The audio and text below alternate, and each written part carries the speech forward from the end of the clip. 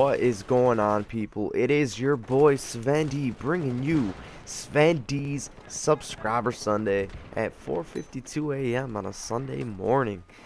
Just got done with like a 2 or 3 hour Battlefield 3 session with my boy Atalius, Pyro 208, and Insaniac. We were tearing some shit up. And, you know, I got kicked out of a game, which is an odd thing for Battlefield. I mean, you expect something like that from Call of Duty, but not from Battlefield. But it had happened, so I figured I'd go get something to eat, and I ended up watching the entire movie of Aladdin. Yes, people, Disney's Aladdin. But anyways, guys, we got a shit ton of questions, so we're going to get right into these today. I'm going to try to get through as many as I can. So, to get started, the first question is going to be from a random person that has to be, you know, remain anonymous. He says, "Hi, I'm 15 years old and I'm having girl problems. So the girl that I really liked invited me to a party at her house. I went and was planning on asking her out there, but it seemed like she was avoiding me the entire time, so I ended up not. In the past, we've really hit it off. I'm getting mixed signals and don't know what to do. Please help."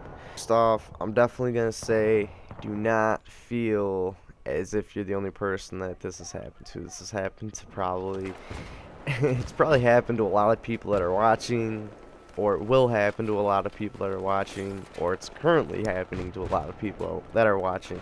I mean, I know I've been through it. Getting mixed signals from a girl is definitely, fucks with our heads, you know? And being a guy, it's like, it's so frustrating at times when this shit happens. But, honestly, dude, keep your cool. Don't sweat it. Don't make yourself seem too desperate, and that's something that you should do in any situation when dealing with the female sex. Don't make yourself seem too desperate. You know, if she does come off as avoiding you, that does not mean that she wants nothing to do with you or that she's not interested. If she was having a party herself, she might have just been caught up being social, interacting with people, and talking with other people. Obviously, she wouldn't send you mixed signals if she didn't like you somewhat, and that's something that's pretty apparent that I think a lot of people lose in situations like this. If she's sending you signals, most likely she's got something for you, even if it's just a little crush. You know, be patient, take your time, don't try to force anything too quickly, because situations can get pretty ugly if you do that. I've experienced that firsthand on a couple of different occasions. You know, if anything, just you know, just try talking to her on a regular basis. Try saying, "Hey, what's up? How are you doing?" So on and so forth. And if you're comfortable enough, maybe ask her to hang out, just you two. Go see a movie. Go get a bite to eat. Have her come over to your house and just chill, take a walk or something like that. You know, something a lot of people should utilize more is taking walks with girls, especially for you younger guys. I'm telling you, if you have a girl over to your house, take a walk and just talk to her, and more importantly, listen to her, get to know her, find out more about her. It's gonna go a long ways. I know people always joke, and you know, oh, girls talk so much, they just never stop, and that's I can definitely say that might be true, but do it, because trust me, it'll get you a lot farther than you think. The next one is from Abrupt Vex. Are you planning on getting an Xbox? Yes, I will be getting an Xbox. I set up 1,500 subscribers, which is 100 subscribers away. I don't know if I am going to be able to get it on that time frame, because that came a lot faster than I thought it would. But I plan on having one within the next couple of months. The next one is, if you were trapped in my basement and I had you tied up and I was about to do naughty things to you, would you enjoy it? Don't lie. I'll tell you this. I'm getting a chug just thinking about it. I would absolutely love it, and I really encourage you to kidnap me and tie me up in your basement. The next one's from Reggae Pandavids. He asks, most romantic thing you've ever done for Jillian? By far the most romantic thing I've ever done for her was asking her out. A lot of people give me shit about this because they say, you know, I'm pussy whipped, or, you know, you did way too much just to ask her out. But when I asked Jill out, we actually were hanging out for probably like a month or two before I did, and she asked me to go out to Pittsburgh with her for her cousin's wedding. We were kind of seeing each other at this point, but nothing was official. So we went, got a hotel room out in Pittsburgh, spent the day in Pittsburgh, then went to the wedding and spent the night there. That night though, that first night, what I did was I set up our hotel room. And this, you guys are gonna give me shit about this, I already know.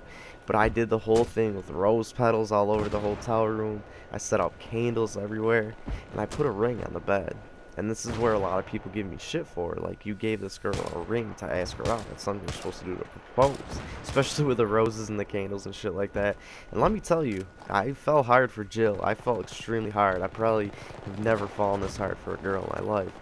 And, yeah, you know, I did all that, and I asked her to come up to the hotel room, and she was, like, freaking out because she thought it was going to be something bad. Like, I was going to tell her that, you know, I really thought that we should just stay friends, and I didn't want to see her, but all along, I had this whole, you know, romantic plan going on, and she came up, and I asked her out, and, you know, the rest is history. But that, it's definitely probably the most romantic thing I've ever done for her, which is kind of bad, I guess, since the best thing I've done for her was when we first started dating, but it's kind of hard to top that. I'm sure if a proposal comes anytime soon, that'll probably take that spot, hopefully.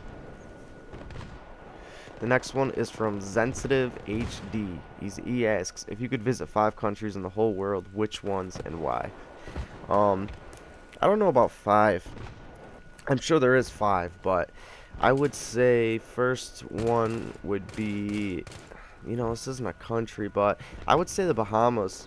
I know that's not a country, but I would love to go to a country in the Bahamas just to kind of get that whole tropical experience. It's something I've never been able to experience firsthand. Even like the Dominican Republic, or I don't know, Cozumel, Mexico, like one of those places. I know Mexico's not in the Bahamas, you don't gotta tell me, but a tropical setting would be amazing. A beach with palm trees, crystal clear water, that would be fucking amazing. I would also love to go to Italy, check out Rome. I'm very big into history, and getting to see some of the landmarks and stuff like that throughout the world would be awesome as well. I guess just to throw a third one out there,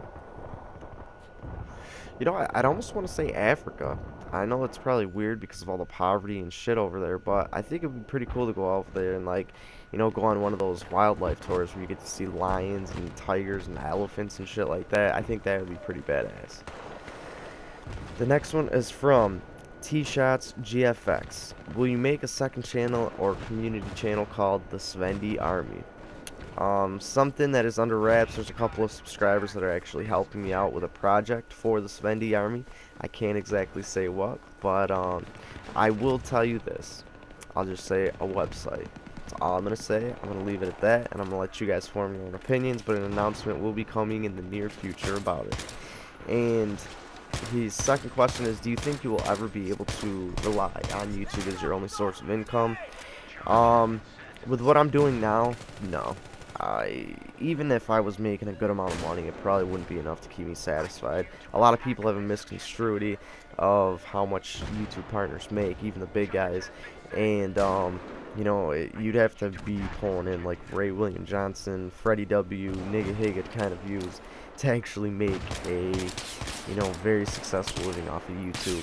I mean, is it a dream of mine? Absolutely. But I got some plans to hopefully, you know, make this whole thing in general my only source of income. It's not just being a commentator on YouTube, but I got some stuff coming up with a website and stuff. So a lot of big things happening, people. A lot of big things.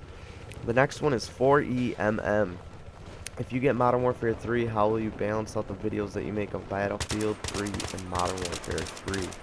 Well, just as I have done with Battlefield, pumped out mad videos over the past, you know, 2 weeks, I'm going to be doing the same thing for Modern Warfare 3 right off the get-go. I'll be doing a lot of coverage on the game, breaking down the game modes, guns, weapons, everything. Survival mode and campaign are going to be 2 things I hit really hard on with Modern Warfare 3, and then we're going to have a steady mix of those 2 games, and I'm going to be adding a ton of other games to that arsenal. I'm actually thinking about starting to do Let's Plays, people, of older games like Army of 2, you know, games that have been out for a couple of years. So let me know what you guys think about that, because that is something that I'm interested in hearing. What do you think of me doing Let's Plays? The next one is from Mr. Rockberg Sweet. Will you do a 24-hour live stream for Modern Warfare 3? I would love to. However, work is going to keep me from doing that. I think what I'm going to do is I'm going to take Tuesday off. So what we'll probably do is we'll live stream for 12 to 15 hours throughout the day on Tuesday when that game actually hits shelves. But I'll keep you guys posted on that. But I'll definitely be doing a lot of Modern Warfare 3 live streams for sure.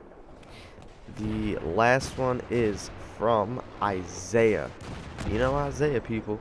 He asks, where do you see yourself in 10 to 15 years?